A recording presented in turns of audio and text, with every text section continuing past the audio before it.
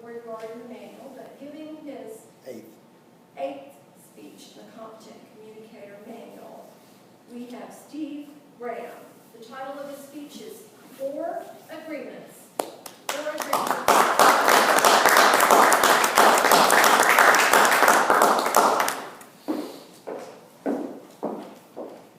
Thank you very much, Madam Toastmaster.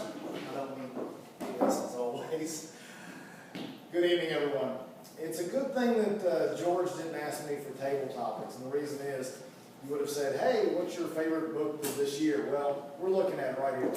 The Four Agreements, Don Miquel Ruiz. What this is a wonderful handbook on getting over your self-limiting beliefs. We all come through life, we all get to where we are by making agreements with ourselves. And these agreements can span from, I'm a big guy, and I'm always going to be a big guy.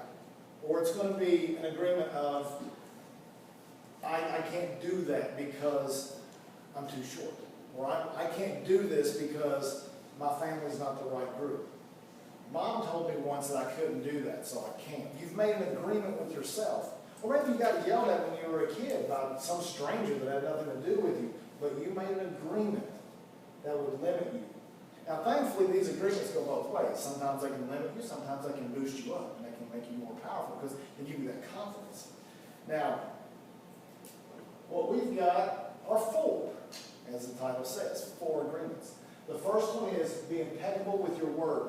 The word is your power. The word is the thoughts that go through your head. The word is the statements that you make to people. This can also include good things like Kennedy's speech that got us to the moon. Martin Luther King Jr., I have a dream speech. His words gave people power. His words drove people to become more than what they are, to let them dream. But the word can also be dangerous. The word can be bad, be evil. We have Hitler and Stalin. And even worse than that in some ways, I don't mean this in a bad way, but I'm saying, what about that internal voice that stops you? That word, that story that you've told yourself, I can't do it because. If only, or when I. Those words, they have power. And be impeccable with your word. Tell yourself the truth. Tell other people the truth. Don't lie to people. Don't spread gossip. Don't be evil with your word. Your words do hurt. Now, interestingly enough, don't take things personally. That's number two. What this does, they all work together. What this does, number two is, let's say somebody does come up to you on the street and go, Frank, you're annoying. Well, don't take it personally. They're living their own life. And what other people say about you is their reality, not yours. Their words only hold as much power as you give them. So if you don't take things personally, then they can't affect you.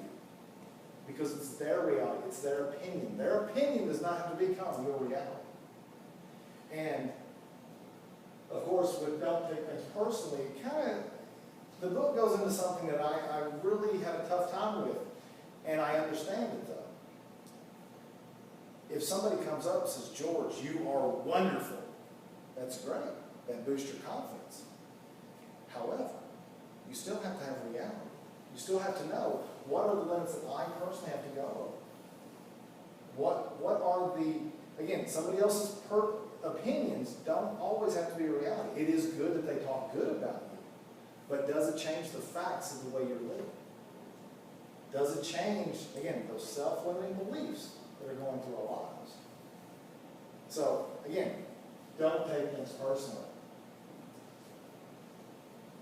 Assume. Assuming's bad, all right? We all know this. Never assume anything. Now, the reason for this is anybody in any relationship has assumed at one point, no, she'll be fine with it. No. He will remember that date. Are you sure? We need communication. We don't want to leave that communication off.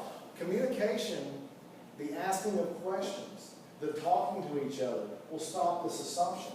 Because if we assume certain things, either good or bad, we let that affect our limiting beliefs.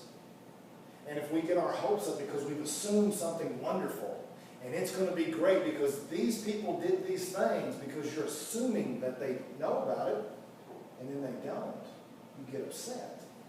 But if you never assumed and put your assumptions at risk, and you take things as reality, you take things as fact. And so therefore, you don't get too hurt or over excited about something. And with that assumption, you also don't assume somebody else is bad or somebody else is overly good. You don't assume that some weekend's going to be perfect, but it's not.